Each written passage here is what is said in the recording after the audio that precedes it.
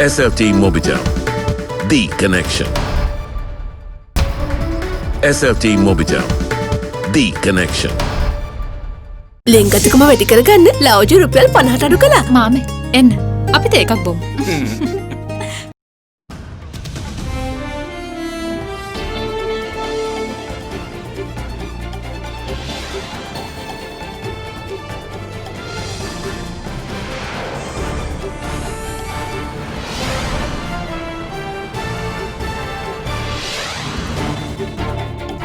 Tonight, gradual ascent. Sri Lanka records the highest daily case number in recent times. Lessons learned. Health Ministry and SLTDA puts mechanism in place for tourism with airports set to reopen next week. If all 3 PCRs are negative, they can go in for the sightseeing freely. You can be here in Sri Lanka for any number of days, but within the first 14 days, you have to stay in a level 1 or several level 1 hotels. Restarting education. Minister of Education hopeful of reopening schools in the Western Province within 2 weeks. All that and much more coming up on First at 9. This Sunday, the 17th of January, 2021.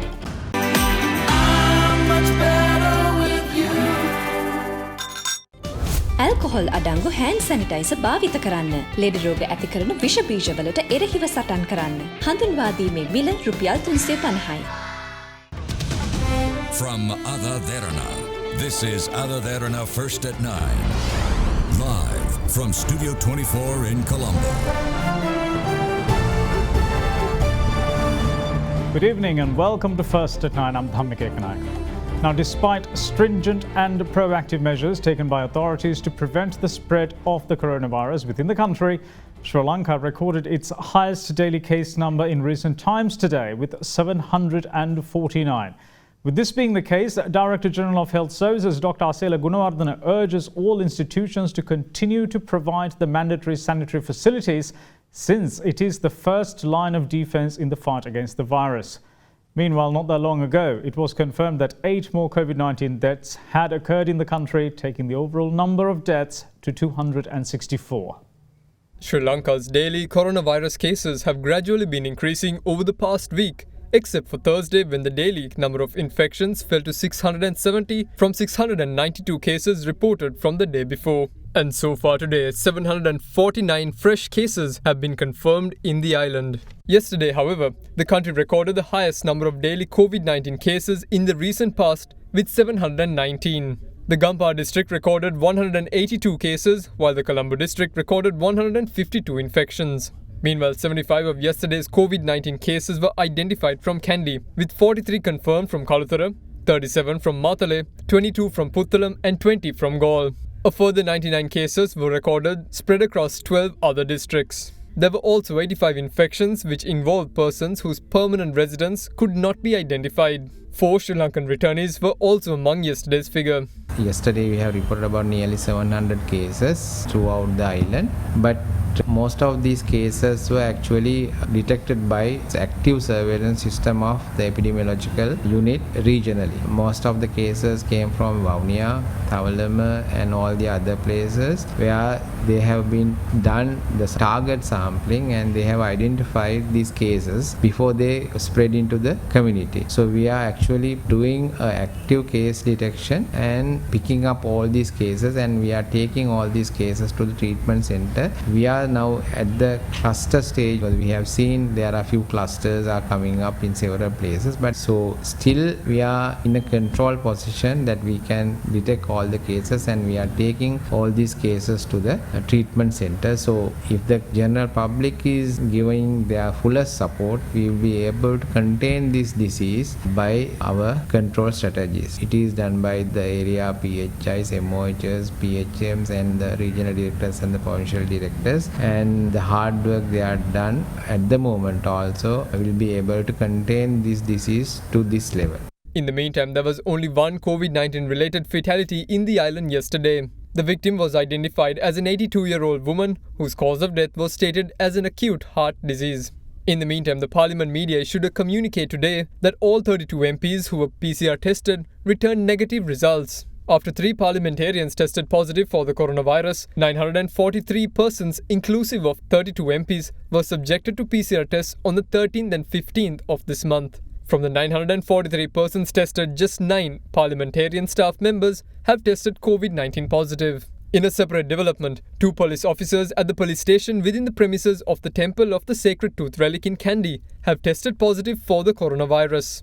Accordingly, the OIC in charge of the Kandy police station said that steps have been taken to place all remaining 200 police officers in quarantine. Meanwhile, an additional 180 police officers have been deployed as cover for the quarantine police officers at the relevant station. With the overwhelming necessity to recommence operations at offices and institutions, the government gave the go-ahead for them to operate, but in strict adherence to health and safety guidelines, which included the provision of relevant sanitary facilities. Director General of Health Services Dr. Asela Gunawardana, however, says that certain institutions have failed in this regard, where scant attention is given to the upkeep of these facilities.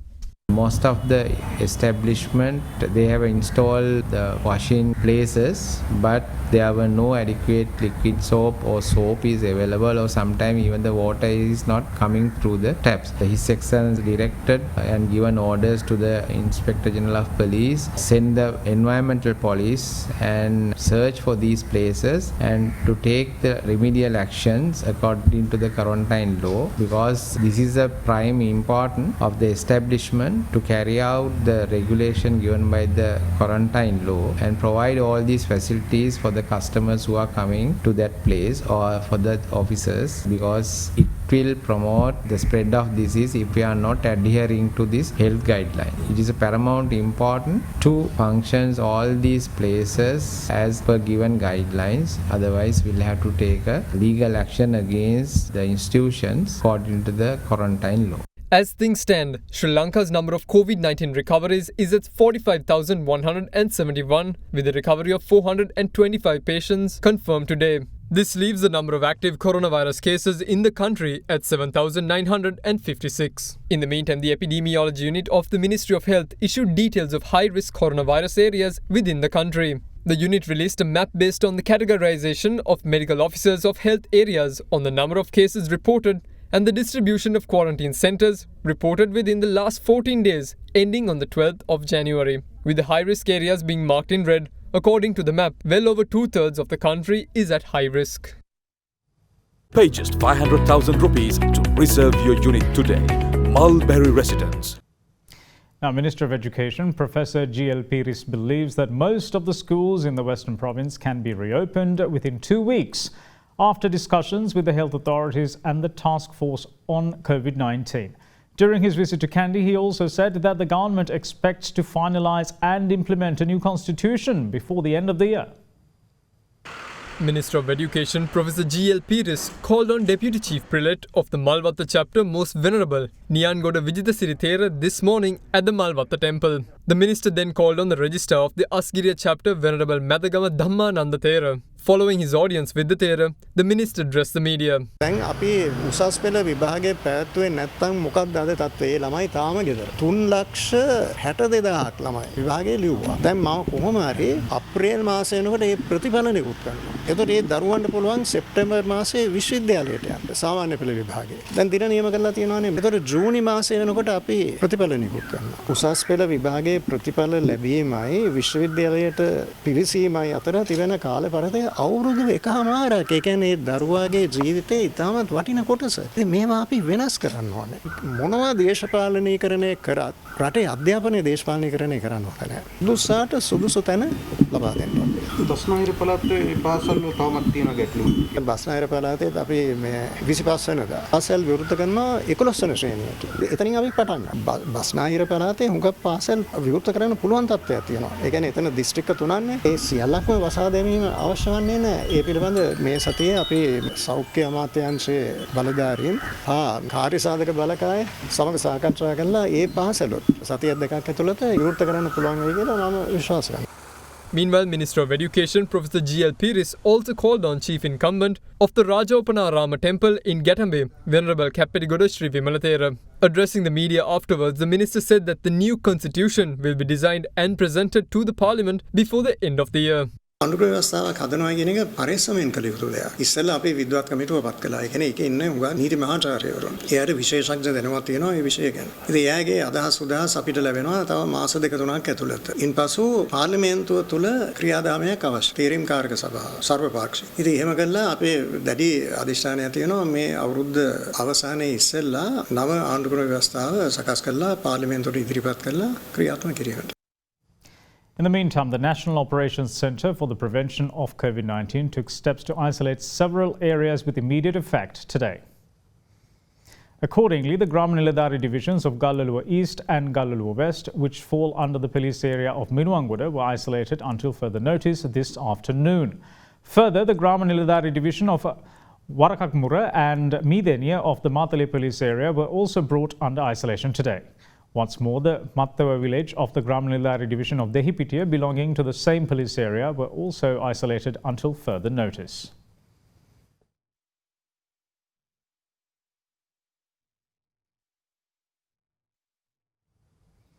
The US State Department has renewed suspicion whether the COVID-19 outbreak began through contact with infected animals or whether it was the result of an accident at a laboratory in Wuhan in China. A communique published via the State Department's spokesperson's office highlights 3 elements about COVID-19's origin, which it says deserve greater scrutiny. The US Department of State has published what it calls a fact sheet on the activity at the Wuhan Institute of Virology. The document reads that the State Department has not determined whether the outbreak began through contact with infected animals or was the result of an accident at a laboratory in Wuhan, China. Further, the previously undisclosed information in this fact sheet, combined with open source reporting, highlights 3 elements about COVID-19's origin that deserve greater scrutiny. One, it says, is the illnesses inside the Wuhan Institute of Virology. The State Department says that the US government has reason to believe that several researchers inside the WIV became sick in autumn 2019 before the first identified case of the outbreak, with symptoms consistent with both COVID-19 and common seasonal illnesses. This, it says, raises questions about the credibility of WIV senior researcher Shi Zhengli's public claim that there was zero infection among the WIV's staff and students of SARS-CoV-2 or SARS-related viruses. Meanwhile, research at the Wuhan Institute of Virology is highlighted as the second element needing scrutiny. The State Department says that starting in at least 2016 and with no indication of a stop prior to the COVID-19 outbreak, WIV researchers conducted experiments involving RATG13, the bat coronavirus identified by the WIV in January 2020 as its closest sample to SARS-CoV-2, which is 96.2% similar. The document notes that WHO investigators must have access to the records of WIV's work on bat and other coronavirus before the COVID-19 outbreak, and as part of a thorough inquiry, they must also have a full accounting of why the WIV altered and then removed online records of its work with RATG13 and other viruses. The third element highlighted in the document is secret military activity at the WIV. The State Department says that despite the WIV presenting itself as a civilian institution, the United States has determined that the WIV has collaborated on publications and secret projects with China's military. It adds that the WIV has engaged in classified research, including laboratory animal experiments, on behalf of the Chinese military since at least 2017. The document further reads that today's revelations just scratch the surface of what is still hidden about COVID-19's origin in China, and any credible investigation into the origin of COVID-19 demands complete, transparent access to the research labs in Wuhan, including their facilities, samples, personnel, and records. In the meantime, a team from the World Health Organization is already in Wuhan to investigate the origins of the novel coronavirus. The WHO says that it is pleased to collaborate with the Chinese scientists. So the team is there. They're very happy to be there. They're very happy to be working with their Chinese counterparts. And we're thrilled for them to be able to have this time. But Bruce and I spent some time in China, and we are grateful for the opportunity to have worked directly, scientist to scientist, to be able to have that level of interaction. So let's let them do the work. Let's let them follow the science, and we will report when we can. with the cooperation and the hospitality of the Chinese government, the Chinese people and the authorities in Hubei and Wuhan, we will have a successful mission. Now, Director General of Health Services, Dr. Asela Gunawardena, requests that all stakeholders of the tourism industry continue to adhere to health and safety guidelines which were issued on the 5th of this month. He also stated that the tourists can travel freely in the country once all the PCR tests conducted on them return negative results. We have given a guideline on tourism for the tourism ministry to start the tourism industry from 21st of January. It is purely only for the tourism, and we have given the guideline how can the tourist operated from airport to the hotel, from hotel to sightseeing, and on a biosecure bubble, and they will be subject to the PCR testing at the hotel the first day and the 7th day and the 14th day, and if all 3 PCRs are negative, they can go in for the sightseeing freely. But until such time, they will be traveling in a biosecure bubble, and it will be communicated to the area PHIs, MOHs as well as to the RDHs on the region for their supervision. So I earnestly request from all the people who are engaging in this tourist industry to protect all the health guidelines which were given by the Health Ministry to secure the safety of the people of this country. As such, the Ministry of Health issued 3 sets of guidelines that must be adhered to with regard to tourism. 2 of the guidelines were issued before Sri Lanka commenced its pilot project on the 20th of December last year, while the third was issued on the 5th of this month. The country is due to reopen its airports on the 21st of this month. With this being the case, Director General of the Sri Lanka Tourism Development Board provided an insight into the key differences between the latest issued guidelines versus what was issued in late December last year. Any nationality, unless otherwise prevented from entering the country, can apply online. In a few days, the tourism travel app will be connected, but at the moment, they have to apply through the normal ETA portal and apply for visa. So for a visa application, they have to have the pre-book hotel booking. Earlier, it was prepaid, and there was a minimum stay of 7 days in the previous one for the pilot project. But now, there is no minimum stay, but there is a condition that for the first 14 days, you have to be within this biosafety bubble. Your accommodation should be in one or several of the level 1 safe and secure certified hotels. We have given some guidelines. Health Ministry and Tourism Development Authority developed a health protocol. You can be here in Sri Lanka for any number of days, but within the first 14 days, you have to stay in a level 1 or several level 1 hotels. In the previous one, you couldn't move among the level 1 hotels, but now you are allowed. Now, Parliamentarian of the Samagi Jana Balawege, Partili Champika Ranawaka, warns that Sri Lanka will be recognised as a bankrupt country if its sovereign credit rating is downgraded by another single position. Addressing an event organised by the New Citizens Movement named the 43rd Brigade, Ranawaka also said venerating an individual personality should be done away with and adopt an alternative. Launching of the policy manifesto of the New Citizens Movement named 43rd Brigade was worked off this morning under the patronage of Samagi Jana Balawege Parliamentarian Partili Champika Ranawaka. The appointment of its coordinating committee also took place during the event. යුද්ධයෙන් පීඩා විඳින ඉරාකය ඒ වගේම Mozambique ගැබෝන් වැනි රටවල් සමගයි අපේ රට ශ්‍රේණිගත කරලා තිබෙනවා. අපිට තව එක ශ්‍රේණියක් පහළට වැටුණු හැටි අපි වැටෙන්නේ බංකොලොත් භාවයේ තත්වයට. පැරණි උපක්‍රම වලට පැරණි නිලධාරීන්ට කළ හැකි කිසිවක් මෙතන නැහැ. අද අපිට තනි DSN කුමාරයෝ ගැන බලාපොරොත්තු තියලා මේ රට මිත්‍යාවට යට කළ යුතු නැහැ. අද අපිට අවශ්‍ය අන්නේ DSN පරපුර ගොඩනගා ගැනීම තමයි අප විසින් කළ යුත්තේ තනි පුජ්‍යල වන්දනාවක් වෙනුවට. In the meantime, leader of the Samagi Jana Balawege, Sajith Premadasa, says that the opposition led by him is a proactive opposition, unlike a traditional outfit. So much so, it does not bemoan the lack of power when seeking solutions for people's issues. The opposition leader's words came during his mobile service program, where he insisted that the government is terrified of the opposition as it seeks court orders to prevent democratic protests. Another installment of opposition leader Sajith Premadasa's mobile service was worked off yesterday in the area of Okkampitiya in Buttala.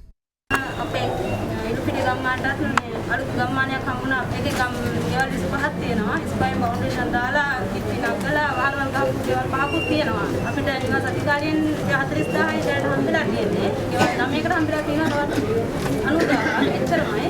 බොහොම පැහැදිලිවම කියන්න ඕන අපි හිටියනම් එහෙම වෙන්නේ නැහැ. අපි හිටියනම් ගෙවල් ටිකක් හදලා විදුලිය ජලය ලබා දීලා මංමාවක් ටික හදලා අපි උදාගමක් හැටියට ඒ ගම්මානේ විවෘත කරනවා. පරිපාලන අමාත්‍යාංශයෙන් කටුවල් බැටු සඳහා අපිට ලබලා දුන්නා ජල ටැංකි සඳහා දීමනා පත්‍රයක්. ටැංකි මහ ලේකම් කාර්යාලයට ආවා. අපිට ඒ ටැංකි නම් ලබා දුන්නේ මේ ඊයේ පෙරේදා ඒ ටැංකි අඩු ආදායම් ලාභී කියලා ඉවර වෙලා බෙදා දීලා තියෙනවා. බත් ටික ඔක්කොම ගෙනල්ලා තිබ්බා ඡන්ද නිසා බෙදන්න දුන්නේ නැහැ. ආණ්ඩුවේ බලය නැති නිසා අපිට මුකුත් කරන්න බෑ. බය වෙන්න එපා. අපේ ආපු වෙලාවක අපි ආපහු දෙනවා. අපේ ආණ්ඩුවක් ආවහම අපි ඕ ටික කරලා දෙන්න. සමගි ජන බලවේගයේ අපි අර සම්ප්‍රදාන කුල විපක්ෂ වගේ බලයක් නැහැ. වැඩක් කරන්න බෑයි කිය අපි ජනතාව අතරට ඇවිල්ලා අඳුරනවා දෙන්නේ නැහැ. සමගි ජන බලවේගයේ විපක්ෂය ජනතාවට විසඳුම් ලබා දෙන්න. අපි රට වටාම උද්ඝෝෂණ මාලාවක් සංවිධානය කරලා තිබෙනවා. දැන් අපි මේ ක්‍රියාත්මක කරන උද්ඝෝෂණ වලට කතරම් රජය බය වෙලාද කිව්වොත් ප්‍රජාතන්ත්‍රවාදීව කරන උද්ඝෝෂණයක් මුහුණු පොතේ එක දවසක වැටුනහම ඊළඟ දවසේ උසාවි නියෝගයක් අරගෙන එනවා උද්ඝෝෂණය නතර කරන්නයි කියලා. ඉතින් ඇත්ත වශයෙන්ම සමගි ජන බලවේගයේ නායකයා හැටියට මම ආඩම්බර වෙනවා. උසාවි නියෝග ගන්න තරම් මේ රජය අද සමගි ජන බලවේගයට බය වෙලා තියෙනවායි කියන එක ගැන. Air defense equipment, Indra Mk2 radar spares and serviced IGLA missiles were handed over by the Indian Air Force to the Sri Lanka Air Force yesterday. Now, the value of the air defense equipment and the radar spares is 200 million rupees. The event was worked off yesterday at the SLF base in Katunayaka under the auspices of Indian High Commissioner Gopal Bagle. Commander of the Sri Lanka Air Force, Air Marshal Sudarshana Patirana, accepted the equipment on behalf of the Sri Lanka Air Force. The Air Force commander also presented a special memento to the High Commissioner, symbolising the appreciation of Sri Lanka as a nation and of the Sri Lanka Air Force to the Government of India and the Indian Air Force in particular for their generosity.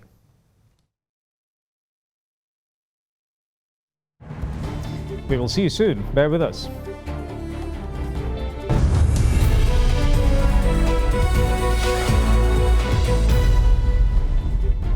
Welcome back. This is First at 9. Now, the second week of trading for the year 2021 at the Colombo Stock Exchange was significant as it recorded several milestones during the week's trading. Among the most notable was recording a market capitalization of 3.25 trillion rupees and recording 52,559 trades, which is the highest number of trades recorded within a single day. What's more, the turnover surpassed the 12 billion mark for the first time in the history of the CSE. The good news is that particular positivity is expected to continue for the next week as well. Now, here's a brief report on what we can expect at the Colombo Stock Exchange in the week ahead. CSE posts number 1 position for the 2021 and 14% surge in Y2D for 2021 and posting a number 1 position in the world. And CSE witnessed a very high turnover for 2021. We feel this momentum will continue for the next few weeks because the results for the December quarters are going to come in next 2 weeks. We feel the index momentum will take to the index to the all-time high level, and we feel the index might touch a new high level by next week with the support of the most counters. We feel next week the banking counters and selective blue chips can actively trade on the market, and manufacturing sectors might take a bit slow down. And that's it from all of us here at First at 9. Thanks for watching. Bye-bye.